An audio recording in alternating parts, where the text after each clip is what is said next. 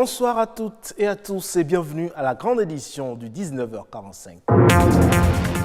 Les mesures sociales prises par le gouvernement pour atténuer les effets socio-économiques du coronavirus continuent d'alimenter les échanges. Les contours de la riposte économique étaient au cœur d'une séance d'échange avec les journalistes. Depuis 3 mois déjà, le coronavirus a obligé le monde sportif béninois à marquer une pause. Les événements sportifs ont été suspendus, obligeant les athlètes à adopter de nouveaux modes d'entraînement. Comment s'y prennent-ils? On les découvre dans cette édition.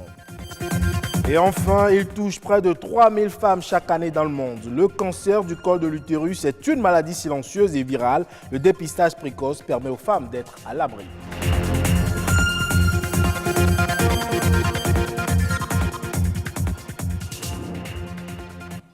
Et vous le savez, sans aucun doute, 114,12 milliards de francs CFA, c'est le montant déboursé par le gouvernement pour faire face au désastre non sanitaire du coronavirus. Une dotation qui se veut la réponse pour soulager les peines des entreprises dont les secteurs d'activité sont en souffrance à cause de la pandémie. Comment sont donc perçues ces mesures sociales? Les précisions dans cet élément. Pour préserver les entreprises et les emplois face aux conséquences économiques du coronavirus, le gouvernement a annoncé un plan de riposte de l'économie. Évalué à 114,12 milliards de francs CFA, ces mesures ne semblent pas combler toutes les attentes. Une mission du FMI était passée pour dire qu'on avait une prévision de croissance de 7%, mais à cause de la pandémie en 2020, on aura une croissance de 3,2%. Et quand on est face à un choc de cette ampleur, peut-être qu'il faut faire repasser le budget devant l'Assemblée nationale pour faire une loi de finances rectificative. Et peut-être à ce niveau, il y aura beaucoup plus de débats au niveau des mesures que le gouvernement va prendre. Pour l'économiste, le montant alloué pour soutenir les couches touchées par le coronavirus est acceptable au regard de la gestion de la crise avec la mise en place d'un cordon sanitaire au lieu du confinement. Mais la répartition des fonds aux différents secteurs semble inégale. Le gouvernement veut supporter un certain nombre de coûts au niveau des hôtels. Mais c'est quand les touristes arrivent que ces hôtels-là dépensent un certain nombre de choses. Vous prenez le cas, par exemple, des producteurs maraîchers qui doivent fournir des légumes aux hôtels. Si les touristes n'arrivent pas, c'est qu'il n'y a pas ces dépenses-là. C'est peut-être eux qu'il faut dédommager au lieu de dédommager les hôtels. Donc, il fallait étudier un peu l'amont des entreprises pour voir les acteurs qui souffrent effectivement. Est-ce que ce sont les bouchers? Est-ce que ce sont les producteurs maraîchers? Est-ce que ce sont les pêcheurs? Et à partir de ce moment-là, il fallait travailler au niveau de ceux-là. Au-delà des hôtels, le remboursement des crédits de TVA par l'État préoccupe. Quand le gouvernement dit les entreprises qui paient la TVA, peut-être 3 mois, je leur fais cadeau de ça. Maintenant, qui sont ceux qui paient la TVA en général? Ce sont les consommateurs. Donc cet argent-là est pris chez les consommateurs en fait. Et voilà, l'État donne ça aux entreprises. Et quand on parle des entreprises, toutes les entreprises ne sont pas logées à la même enseigne.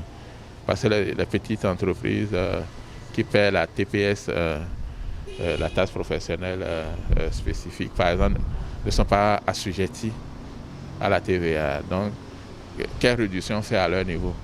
Maintenant, si ce sont les grandes entreprises qui paient la TVA, on peut parler d'une sorte de problème d'équité verticale. Si pour l'heure, le gouvernement a annoncé une deuxième vague de mesures sociales, des craintes subsistent et font dire que les attentes risquent de ne pas être comblées au regard du choc engendré par la pandémie.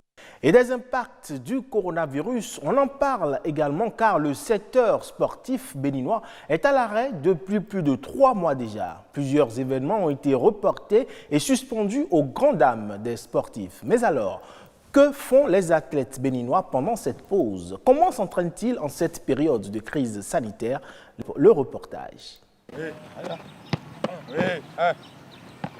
Cette séance d'entraînement est inhabituelle. Ces joueurs s'entraînent désormais sur ce terrain de fortune tous les matins, pour cause de la fermeture des terrains et stades. Et pourtant, ce sont des athlètes de haut niveau, des joueurs professionnels. Ils s'entraînent ici en groupe tout en essayant de respecter les mesures barrières. Ouais, c'est vrai, ici, on travaille, on est tout le temps ensemble, mais vous-même vous l'avez constaté, nous avons tous porté nos gants. Donc je pense que comme il n'y a pas contact de la main. Si on prend les masques déjà, ça va nous gêner un peu pour souffler parce qu'on fait trop de physique. Voilà un peu pourquoi on essaie de garder les 1 mètre pour travailler. Comme les footballeurs, Doko Hirotori est un rouleur. Pour atteindre son objectif, celui d'être performant avant la reprise des activités sportives, il est obligé de s'entraîner seul. C'est une période qui est très difficile parce que venir s'entraîner ici, ce n'est pas facile. C'est quand on est nombreux que l'entraînement est souvent vivre à faire. Donc il faut avoir quelqu'un avec qui il faut, lancer un défi pour pouvoir aller au-delà de ce qu'on veut. Le constat est le même au niveau des autres disciplines sportives. C'est le cas pour le karaté. Ici, les clubs et salles d'entraînement sont vides. On ne peut pas regrouper les enfants. Vous savez, l'entraînement en groupe, c'est différent de l'entraînement personnel.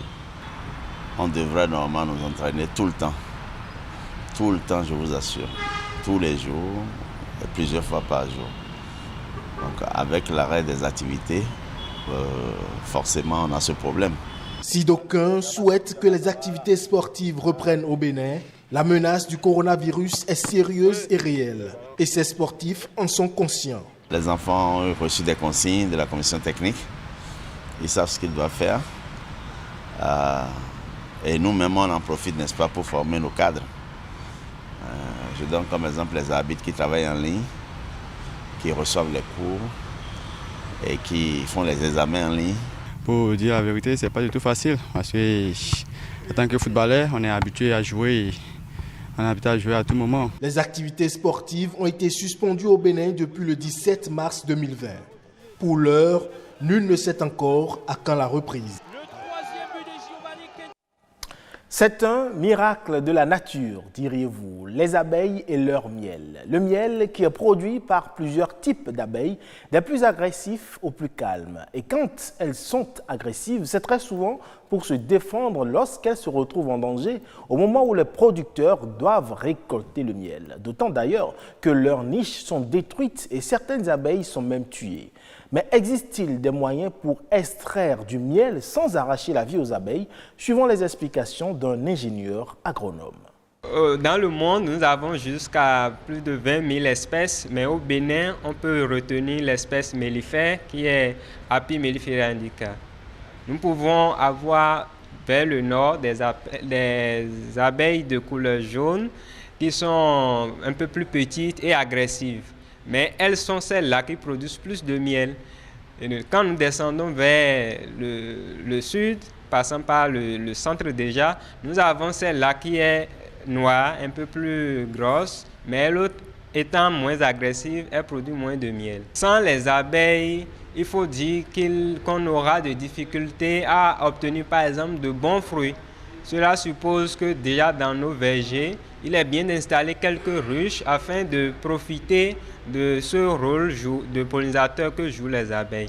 Autrement, le miel ou les autres produits de ruches sont utilisés dans l'alimentation et dans beaucoup d'autres industries cosmétiques pour la commercialisation. Quand nous prenons le nord, les gens sont fiers de prendre le miel du nord, mais c'est du miel chassé. Cela voudra dire quoi? On détruit, on tue les abeilles et on va récolter leur miel, ce qui est écologiquement est mauvais. Donc, ce qu'il faut retenir est qu'au Bénin, nous avons le miel, mais pour avoir le miel de bonne qualité, il faut aller vers les apiculteurs professionnels. On parle à présent du cancer du col de l'utérus qui fait partie des principaux cancers gynécologiques. Il tue des millions de femmes chaque année et le Bénin n'y échappe pas. Cependant, notre pays a pris des mesures pour renforcer le système de protection sanitaire des femmes afin de réduire le taux de prévalence sur le territoire. Qu'est-ce que le cancer du col de l'utérus et comment le traiter? Les réponses avec Olivier Aplakou et Marianne Bossemede. Le cancer du col, ça va être l'apparition au niveau du col de l'utérus de cellules qui vont se multiplier de façon anarchique et qui vont entraîner des conséquences graves sur l'organisme et qui peuvent entraîner la mort. Et sur 300 000 décès de femmes pour cause de cancer enregistrés en 2018 dans le monde, le cancer du col de l'utérus est responsable des 2/3 selon l'Organisation mondiale de la santé. Il est classé deuxième cause de mortalité chez la femme après le cancer du sein. Au Bénin, sur 4 300 cas de cancer, toutes formes confondues, enregistrés en 2018, le cancer du col de l'utérus représente 25% selon le ministère de la Santé. Le mal est dû à plusieurs facteurs. Le principal élément qui cause le cancer du col, c'est l'infection à un virus qu'on appelle le Human Papillomavirus. C'est un virus qui se contracte par les rapports sexuels. À côté de ça, le tabac aussi est un cofacteur important. Ces cellules cancéreuses, une fois installées, vont progresser de façon presque silencieuse vers le cancer. Pour qu'il apparaisse, ce sont des anomalies au niveau du col qui vont s'aggraver et qui, au bout de 10 à 15 ans, vont être appelés cancers. Mais en général, lorsqu'ils commencent à se manifester essentiellement par des saignements, à ce moment, en général, c'est souvent trop tard. Si l'alcoolisme et le tabagisme représentent des facteurs aggravants, ce ne sont pas les seuls facteurs prédisposants. C'est par exemple les personnes qui sont immunodéprimées, c'est-à-dire dont le système de défense de l'organisme ne fonctionne plus bien. Par exemple, les personnes vivant avec le VIH, dans certains diabètes. Que le cancer du col de l'utérus apparaisse tôt ou tardivement, la prise en charge n'est pas aisée. Les médecins recommandent un dépistage précoce. C'est difficile de le traiter, c'est beaucoup plus facile de le prévenir. Passé un certain stade, il ne va pas pouvoir être guéri. On va plutôt améliorer le confort de vie de la personne le temps qu'il lui reste à vivre. Et pour accompagner les agents de santé dans la lutte contre le fléau, le Bénin s'est doté d'un document stratégique de 100 pages qui fournit des informations utiles sur le cancer du col de l'utérus et d'autres cancers chez la femme. L'opérationnalisation de ce plan stratégique permettra dans les mois et années à venir aux autorités et acteurs sanitaires d'apporter l'assistance nécessaire aux populations béninoises afin de leur éviter autant que faire se peut ou de détecter à temps toute situation de cancer susceptible de leur être préjudiciable. Avec une bonne mise en application de ce plan stratégique, nous parviendrons à une réduction de 30% du taux de mortalité lié au cancer du col de l'utérus. Les femmes, quel que soit leur âge, sont invitées à faire l'examen du frottis vaginal tous les 3 ans pour éviter toute complication.